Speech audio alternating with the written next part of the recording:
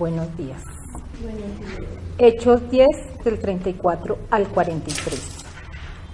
Pedro tomó la palabra y dijo: ahora comprendo que en realidad para Dios no hay favoritismos, sino que en toda nación Él ve con agrado a los que le temen y actúa con justicia.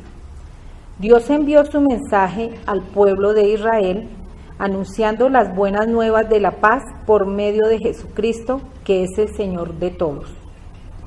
Ustedes conocen este mensaje que se difundió por toda Judea, comenzando desde Galilea, después del bautismo que predicó Juan. Me refiero a Jesús de Nazaret, como lo ungió Dios con el Espíritu Santo y con poder, y como anduvo haciendo el bien y sanando a todos los que estaban oprimidos por el diablo, porque Dios estaba con él. Nosotros somos testigos de todo lo que hizo en la tierra, de los judíos y en Jerusalén. Lo mataron colgándolo de un madero, pero Dios lo resucitó al tercer día y dispuso que se apareciera, no a todo el pueblo, sino a nosotros, testigos previamente escogidos por Dios, que comimos y bebimos con Él después de su resurrección. Él nos mandó a predicar al pueblo y a dar solemne testimonio de que ha sido nombrado por Dios como juez de vivos y muertos. De Él dan testimonio todos los profetas, que todo el que cree en Él recibe, por medio de su nombre, el perdón de los pecados. Es palabra de Dios. Salmo 118, voy a leer primero del 1 al 2 y luego del 14 al 24. Den gracias al Señor porque Él es bueno. Su gran amor perdura para siempre. Que proclame el pueblo de Israel, su gran amor perdura para siempre. El Señor es mi fuerza y mi canto, Él es mi salvación. Gritos de júbilo y victoria resuenan en la casa de los justos. La diestra del Señor realiza proezas. La diestra del Señor es exaltada. La diestra del Señor realiza proezas. No he de morir, he de vivir para proclamar las maravillas del Señor. El Señor me ha castigado con dureza, pero no me ha entregado a la muerte. Ábranme las puertas de la justicia para que entre yo a dar gracias al Señor. Son las puertas del Señor por las que entran los justos. Te daré gracias porque me respondiste, porque eres mi salvación. La piedra que desecharon los constructores ha llegado a ser la piedra angular. Esto ha sido obra del Señor y nos deja maravillados. Este es el día que el Señor actuó. Regocijémonos y alegrémonos en Él. Palabra de Dios. Vamos a la epístola, que es Primera de Corintios 15, de los versículos 19 al 26. Si la esperanza que tenemos en Cristo fuera solo para esta vida, seríamos los más desdichados de todos los mortales. Lo cierto es que Cristo ha sido levantado de entre los muertos como primicia de los que murieron. De hecho, ya que la muerte vino por medio de un hombre, también por medio de un hombre viene la resurrección de los muertos. Pues así como en Adán todos mueren, también en Cristo todos volverán a vivir. Pero cada uno en su debido orden.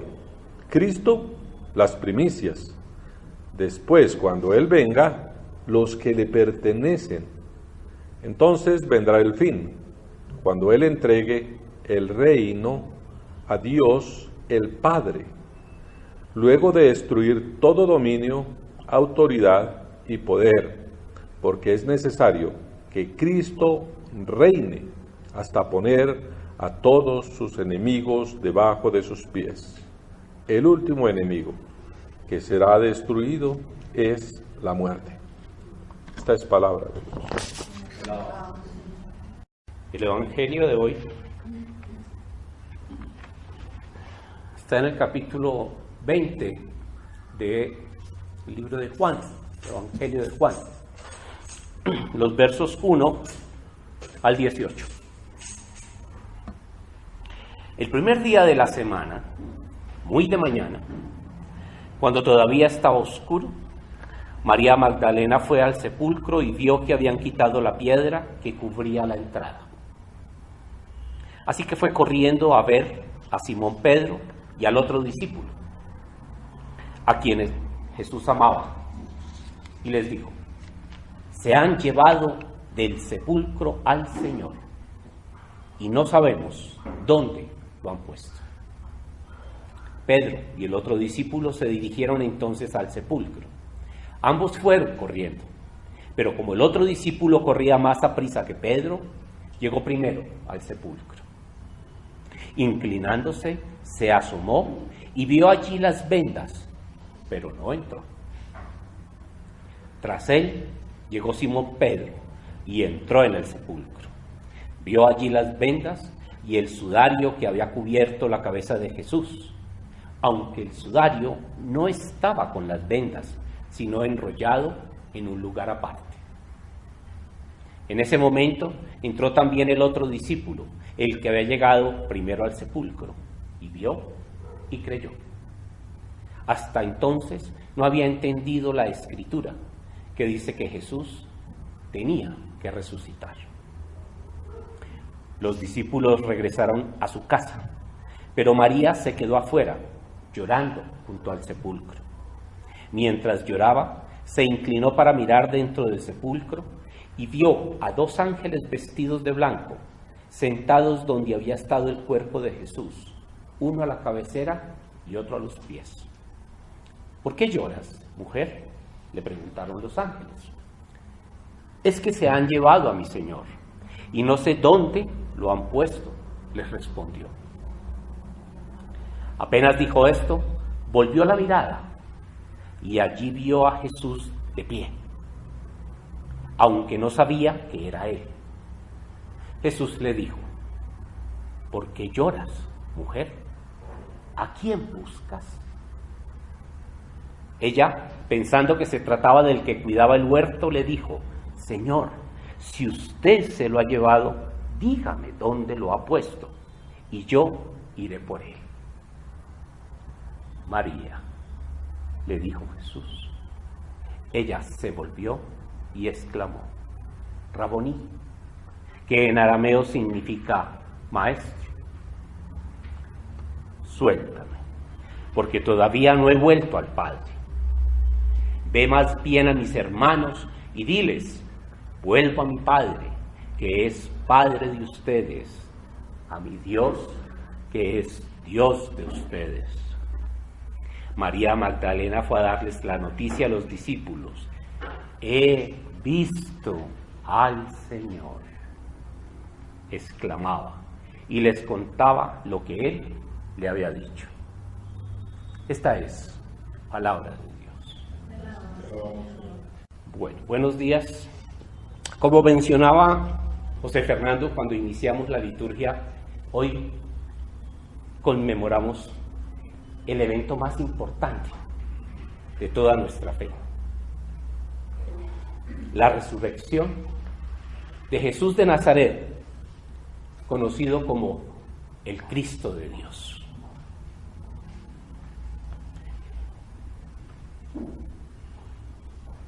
Y la pregunta que uno inmediatamente se hace es: ¿y por qué es el día más importante?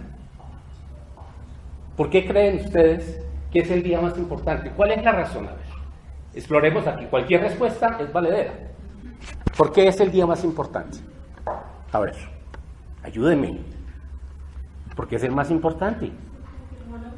Porque se confirmó ¿qué? La ley. Bueno, ajá. ¿Qué otra razón? Nunca antes había existido tal cosa como un resucitado de esa manera y por lo tanto reúne todo lo que necesitamos. Así es. ¿Qué otra razón hay? Nos da también esperanza a nosotros de la resurrección. De la resurrección. Muy bien. ¿Qué más hay? Otra. ¿Qué más? ¿Por qué razón es más importante? A ver. Son múltiples las razones, ¿cierto? Porque lo había dicho, ¿no? Lo decían las Escrituras. O sea, se cumplen las Escrituras, ¿cierto? Confirma que Él siempre está con nosotros, inclusive después de su muerte física. Ajá. Sí, señor. Todas esas razones hacen que este día sea para los que creemos el día más solemne. Pero, ¿y qué piensan aquellos que no son creyentes? ¿Qué piensan de este día? ¿Qué pensarían? ¿Que haya resucitado un muerto? Pues dicen, lo primero que se les ocurre es que dicen, eso no puede ser real, ¿cierto? Eso no puede ser verdad. Otros dirían, eso es pura fantasía. Otros dirían, eso es pura carreta de la iglesia, para tener la gente allí subyugada.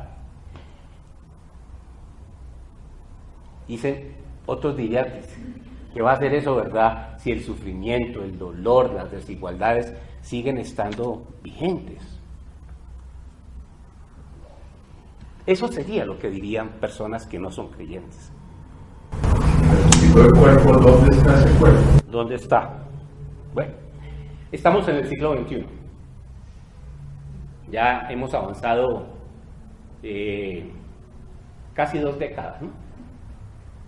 Una década, un lustro, y estamos iniciando el último lustro de la segunda década.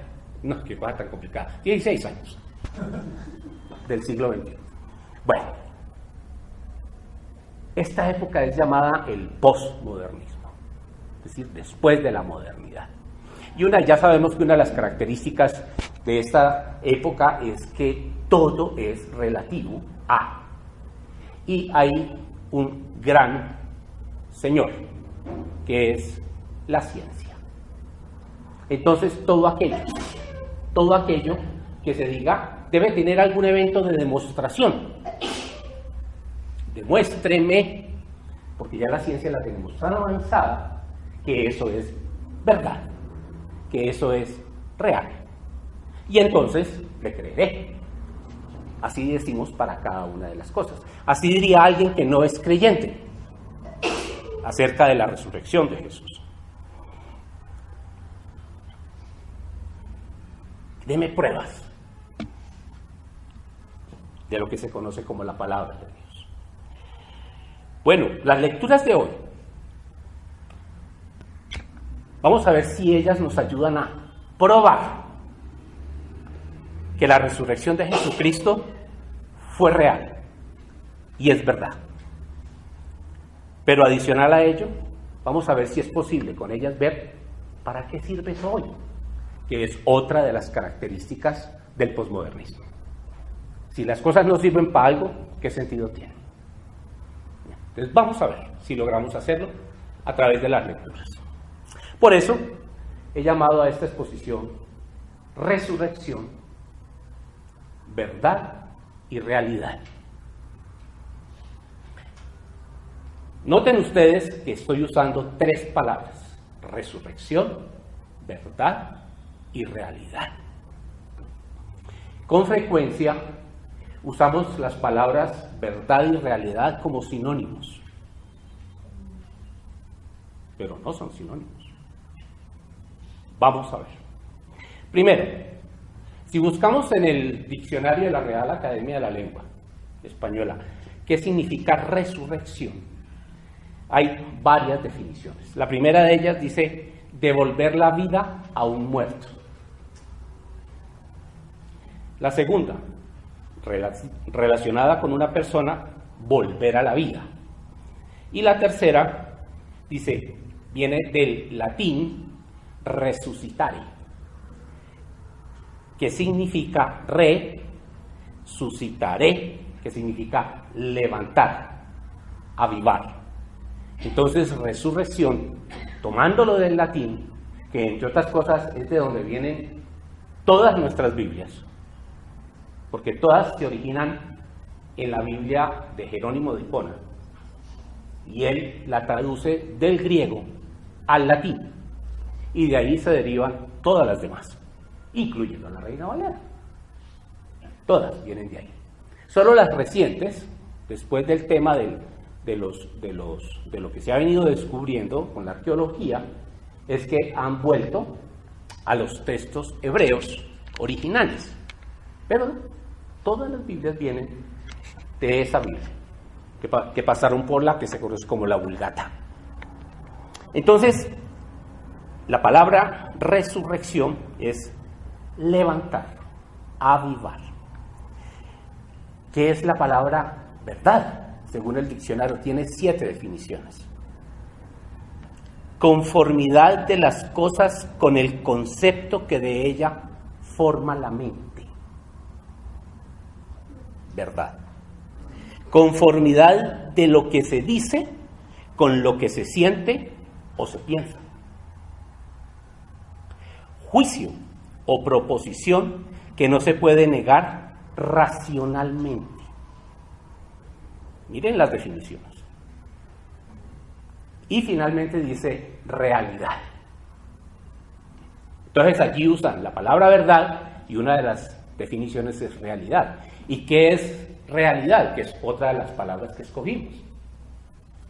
Dice el diccionario que realidad es existencia real y efectiva de algo.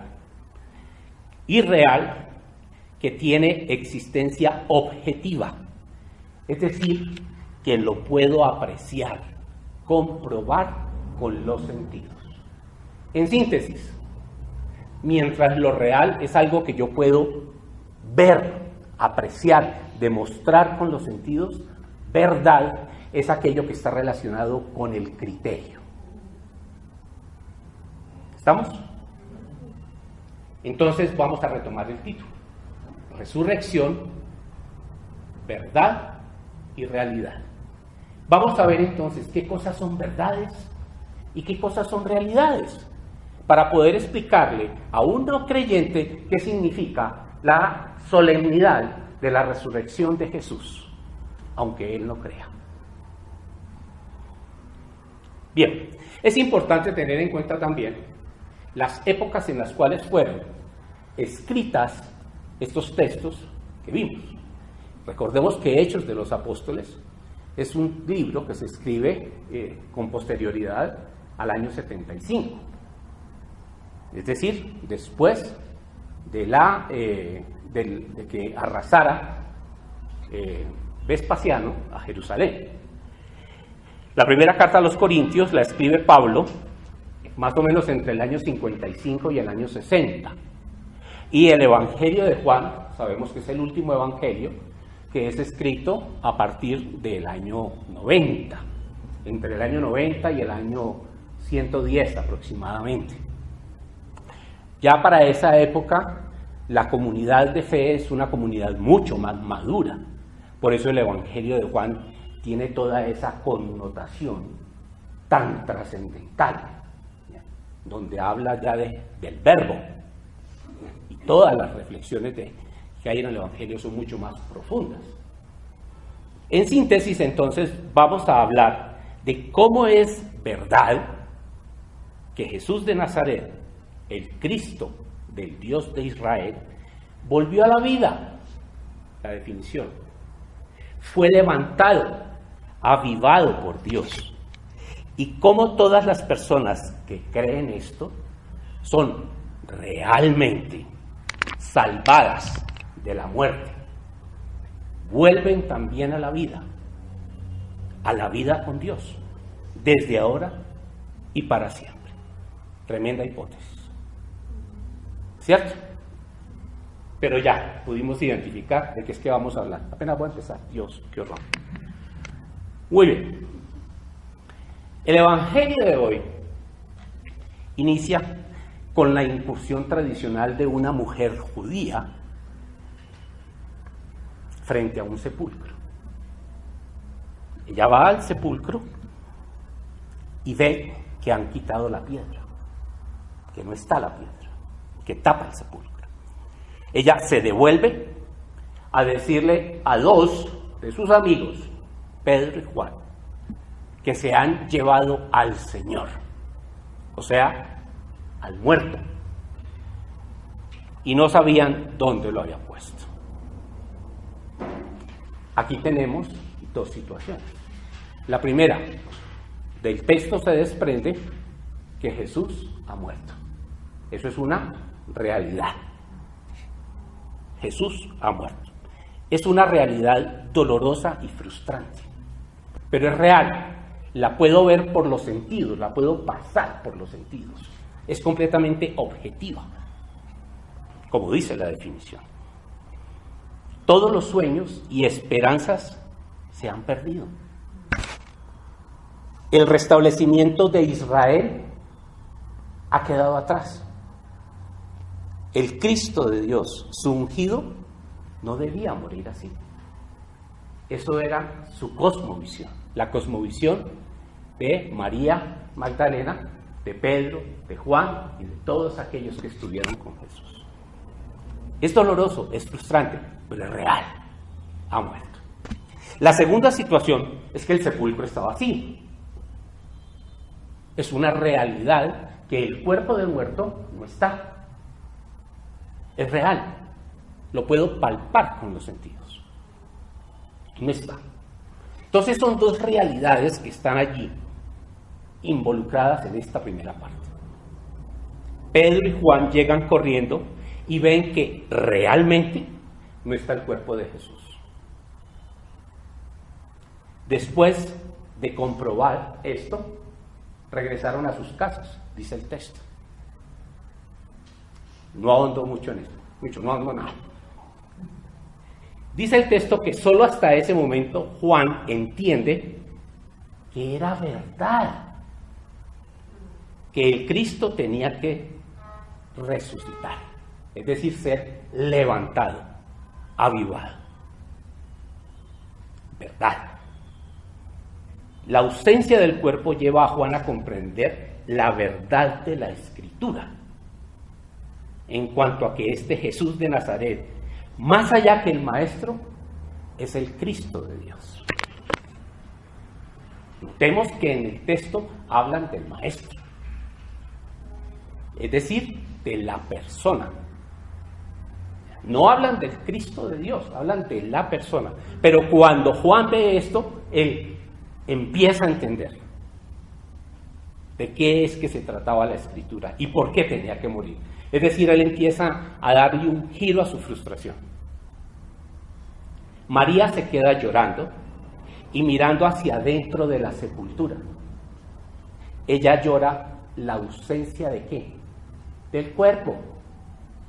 Está llorando no porque haya muerto, está llorando porque el cuerpo no está. ¿Cuál cuerpo? El del Maestro muerto. Por eso llora. Pero dice el texto que solo cuando vuelve la mirada del sepulcro, cuando deja de buscar el muerto, logra ver a Jesús de pie, levantado. Lo ve, pero no lo ve. No lo reconoce. Lo ve, pero no lo ve. Ella sigue pensando en que está muerto. Ella sigue pensando en el Maestro muerto. Por eso no lo ve, aunque lo ve. Ni siquiera cuando Jesús le pregunta, ¿a quién buscas? Ni siquiera allí lo puede ver. Solo cuando ella escucha que Jesús la llama por su nombre, logra verlo. El texto es muy rico, ¿cierto? Supremamente rico. Reconocerlo, entender que ha visto ya no a su maestro muerto, sino al Señor vivo. En el texto le dice inicialmente maestro, luego le dice Señor. Es verdad, el Señor ya no está muerto, está vivo, ha sido levantado de entre los muertos. Ella ya no lo busca en la sepultura. Noten que en el texto dice que ella está viendo la sepultura y cuando deja de ver la sepultura, cuando vuelve la mirada, ya no ve los muertos, sino que vuelve la mirada es cuando ve a Jesús. Estamos hablando de una comunidad que escribe esto al final del primer siglo. O sea, ya han pasado 60, 65, 70 años de la muerte de Jesús. Ya es una comunidad que entiende profundamente lo que significa este episodio. Recordemos que los evangelios se nutren del evangelio de Marcos, ¿no? En Marcos el tema de la resurrección es visto de una manera bien concreta, como todo lo que es en Marcos. Escuchar que es llamada por su nombre le permite comprender, entender que en verdad está vivo.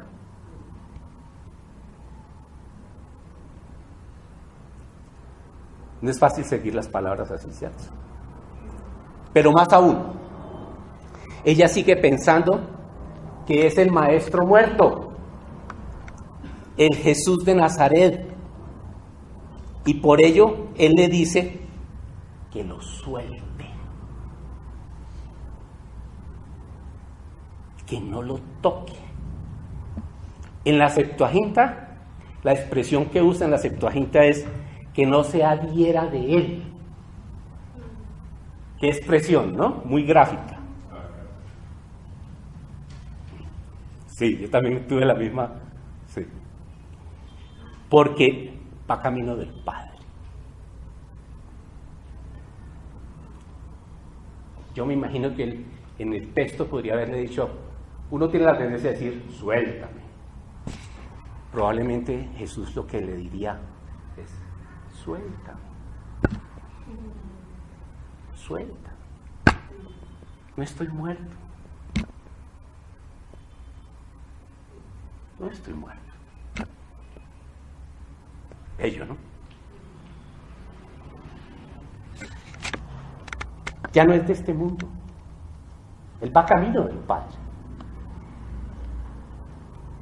Ya no es de este mundo, sino del mundo del Padre, de su Dios. Y para el mundo judío, este Dios es espíritu. Lo sabemos, ¿cierto? Rico el texto. Tremendamente rico para ilustrar este evento de la resurrección. A partir de este momento se da inicio entonces a todo el proceso de aprendizaje hasta que logran entender la verdad del Cristo de la Escritura reflejada en la vida, la palabra y las obras de Jesús de Nazaret. Ya no como el ungido de Dios para Israel, sino para toda la humanidad, que desde Adán, por su desobediencia, ha sido alejada de la vida con el Dios creador. Por eso la resurrección es importante. Producto de esto, es así como años después, estando ya en todo el ejercicio de lo que se conoce como la evangelización, en casa de Cornelio, un militar romano, Pedro logra comprender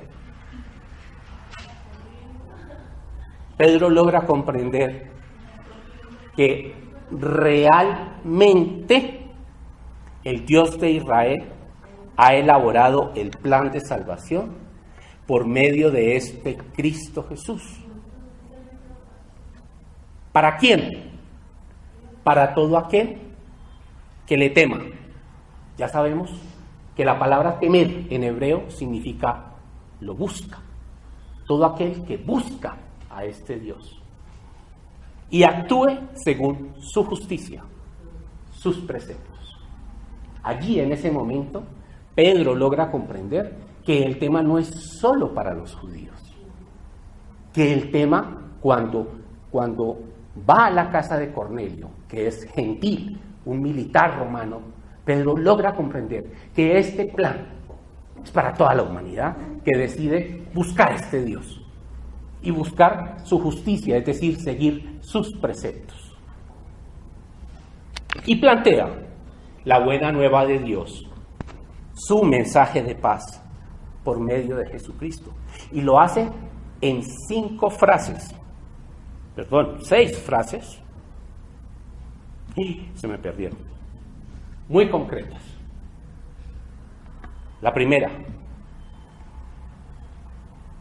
¿quién fue Jesús de Nazaret? Quien después del bautismo de Juan recibió el Espíritu Santo, que Dios le había dado poder por medio de ese Espíritu, porque Dios estaba con él. Que ese Jesús de Nazaret, que recibió el Espíritu Santo y que estaba con Dios y tenía poder, se la pasó haciendo el bien y sanando a la gente que mantenía oprimida por el demonio. Qué forma tan sintética de mostrar todo lo que significaba Jesús. Un bárbaro, bueno, Lucas, o el escritor de Hechos, pues, ¿cierto? Un bárbaro, para resumir. Pero mírenlo claro. Después del bautismo recibe el Espíritu, va con Dios, está con Dios. Eso le da poder para hacer el bien y para sanar, es decir, para perdonar los pecados. Y dice este Pedro que es real que lo mataron colgándolo de un madero. Y dice también que es verdad que fue resucitado por Dios al tercer día, como rezaba en las Escrituras. Que realmente fueron ellos, los discípulos, fueron testigos presenciales de Jesús, tanto antes de morir y que en verdad comieron con él después de haber sido resucitado. ¿Sí ven las palabras como las voy usando? ¿Ya? Que en realidad fueron testigos antes de morir y que en verdad comieron con él después de haber resucitado. Y también dice que han recibido de él, de este resucitado, la tarea de contar a todo aquel que quiera creer que en verdad ha sido nombrado por Dios como juez de los que están vivos, pero también de los que están muertos. Inmediatamente uno se pregunta, ¿y quiénes son los realmente vivos? ¿Y quiénes son los verdaderamente muertos? Esa es la pregunta que surge de ahí. Pero además, que todos pueden ser verdaderamente resucitados. Esta definición la establece Pablo en la primera carta que leímos hoy, el fragmento de los Corintios en el capítulo 15. Y lo hace haciendo uso de 3 ejercicios magistrales. El primero, un ejercicio dialéctico en un lenguaje griego. El segundo, un ejercicio religioso en un lenguaje judío, y el tercero, un ejercicio teológico en lenguaje hebreo. El ejercicio dialéctico, allí Pablo establece que si verdaderamente no creen en la resurrección de los muertos, tampoco pueden entonces creer que verdaderamente Cristo ha sido resucitado. Dialéctico. Es un principio de fe, dice en el verso 17. Y si no creen esto, pues sencillamente, dice él, la fe que tienen ustedes es una fe ilusoria, no es real. Pero además, dice, lo grave del asunto es que no solo es una fe que no es real, sino además ustedes continúan en pecado, es decir, continúan lejos de Dios. Y se supone que le está hablando a la iglesia, a los que ya se han bautizado.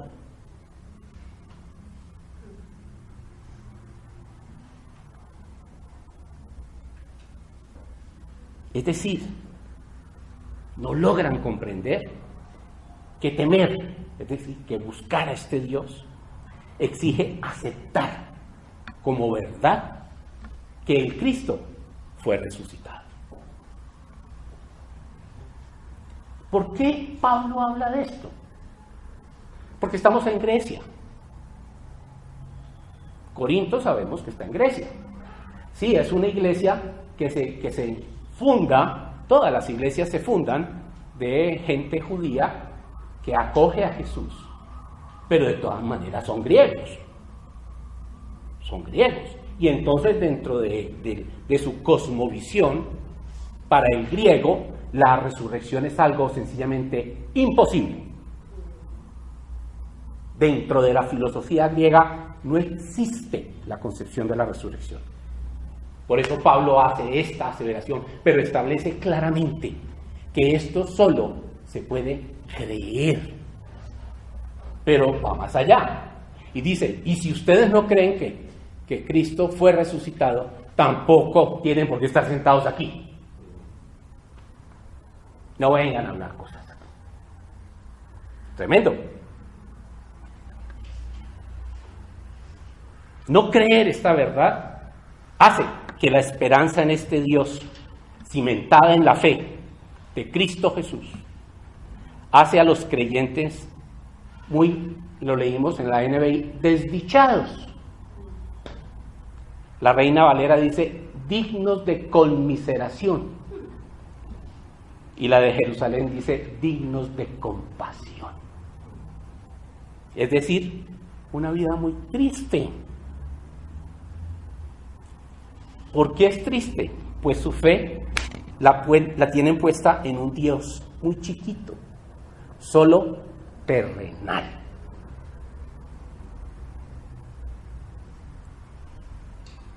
Claro, ¿cierto? Como el chocolate. Tremendo. El segundo ejercicio, el ejercicio religioso. Él habla de Jesús, las primicias.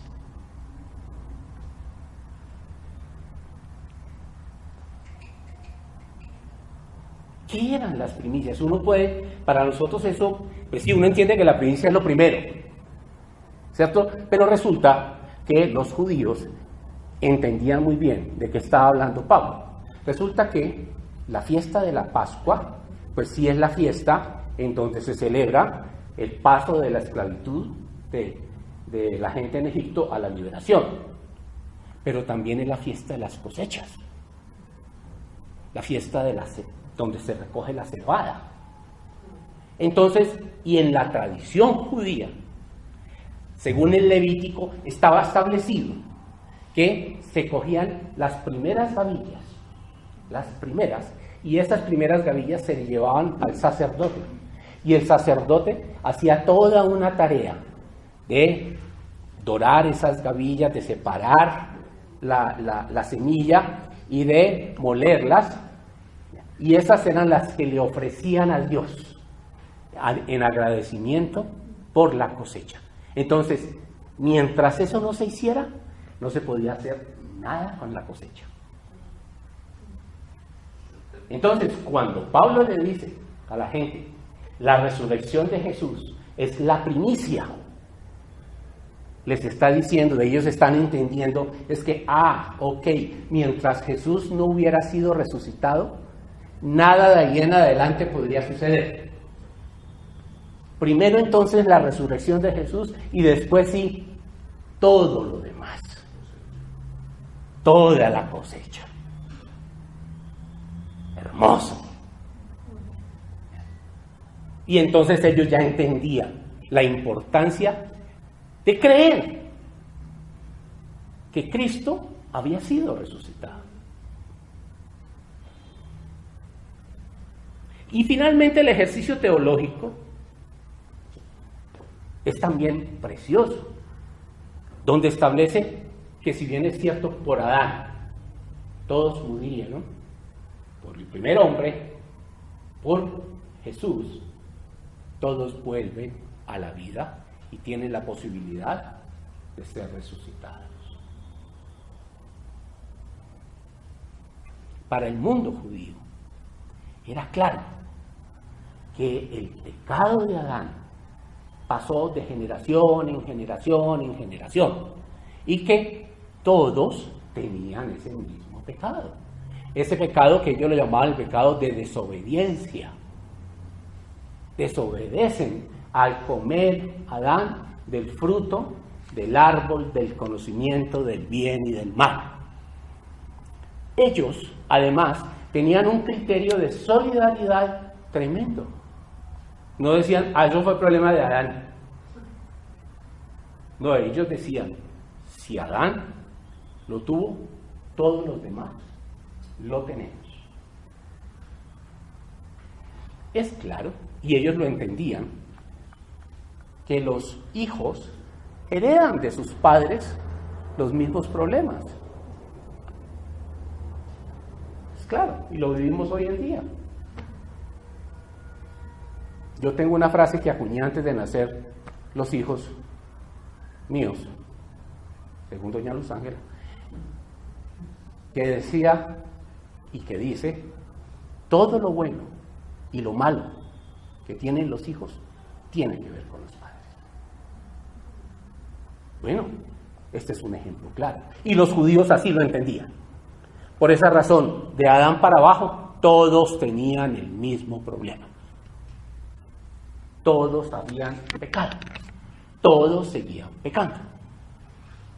Entonces, Adán, que acoge la maldad, come del fruto del árbol del conocimiento del bien y del mal y empieza a hacer su propia justicia, no la justicia de Dios. Entra en desobediencia, nos lleva a todos a esa situación en la cosmovisión judía. Jesús, al ser resucitado, al ser el Cristo de Dios, al obedecer hasta la muerte y al pasarse la vida haciendo el bien y sanando, es la representación de cómo se controvierte lo que hasta ese momento estaba sucediendo. Es muy claro, ¿cierto? Para nosotros ahora ya es claro comprender por qué Jesús es considerado quien resuelve y quien nos lleva nuevamente al Padre. ¿Por qué el evento de la cruz es donde cargan los pecados? Ya uno logra comprender a partir de ahí. Porque Jesús es la antítesis de Adán. Adán es desobediente. Adán decide seguir su propia justicia. Jesús es completamente obediente y hace su esfuerzo todo el tiempo por seguir la justicia del Padre, la justicia de Dios. Luego, lo que por un lado se pierde, logra rescatarlo. Y la iglesia de Corinto le entiende a Pablo la figura. Entonces, con estos tres elementos, Pablo está diciendo, Si ustedes no creen que este Jesús es el Cristo, el ungido de Dios, y que fue resucitado, todo de ahí para abajo no sirve. Porque mire, Él es la gavilla, la primicia. Mire, Él es la antítesis de Adán. Y de esa manera logra rescatar y llevar nuevamente al Padre.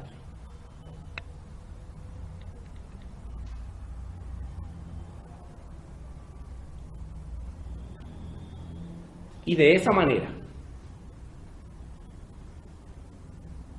Adán era la representación del pecado y la muerte. Cristo es la representación de bondad y por lo tanto de vida.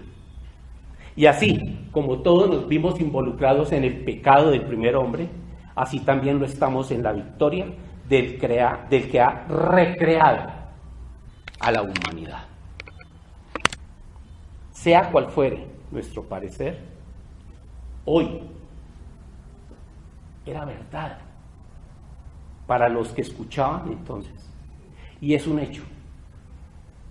Y está fuera de toda duda que con Jesucristo ha venido al mundo un nuevo poder que libra del pecado y de la muerte. Luego, ¿quiénes están realmente vivos? ¿Y quiénes están verdaderamente muertos? Creo que para alguien que no es creyente, le podemos demostrar cómo la resurrección es realmente el evento más importante, a partir de tener muy claro la resurrección como realidad y la resurrección como verdad.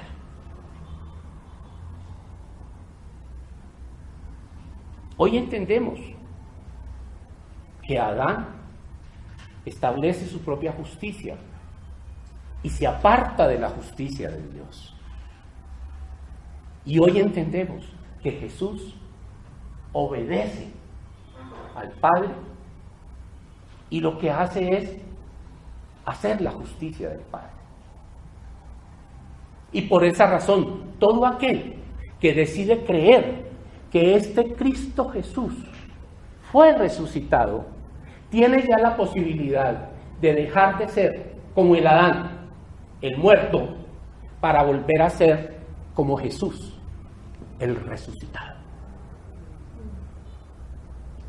Ahora, para llegar a hacer eso, tenemos que morir, como murió Jesús. Y entonces yo me pregunto, como les preguntó allí Pablo a los de la iglesia de Corinto, ¿cuándo vamos a morir? ¿Cuándo vamos a morir? Nuestra tarea es morir. Es morir. Y mientras no moramos, no vamos a poder ser resucitados con Cristo Jesús. Luego la tarea nos queda. Todos los días hacemos tiempo de devoción. Todos los domingos venimos a la iglesia. ¿Cuándo vamos a morir? ¿Cuándo vamos a dejar de pensar y actuar y hablar como Adán? Para empezar a pensar, a actuar y a hablar como Jesús, el Cristo de Dios. Mientras no lo hagamos, no vamos a poder ser resucitados. Esa es la tarea. Tenemos la opción, es un regalo.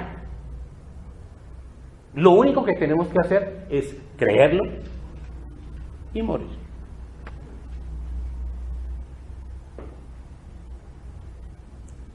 Menuda tarea. Pero qué maravilla que le podamos explicar a un no creyente ¿Por qué? La resurrección de Cristo Jesús es real y es verdad. Y como ella se da desde hace 2000 años para siempre. ¿Oramos?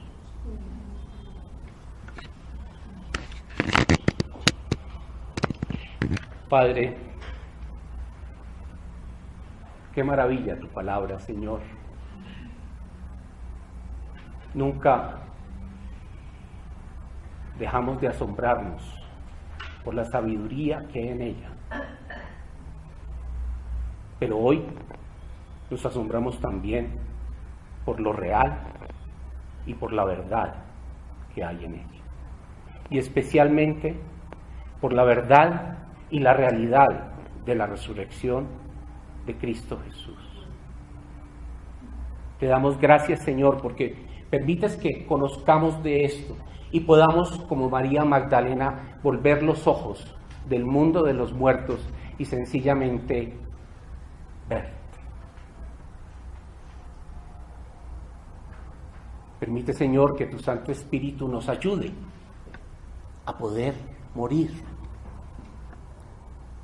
para ser resucitados con Cristo Jesús y vivir contigo la vida eterna por toda la eternidad. Escucha, Señor, esta oración.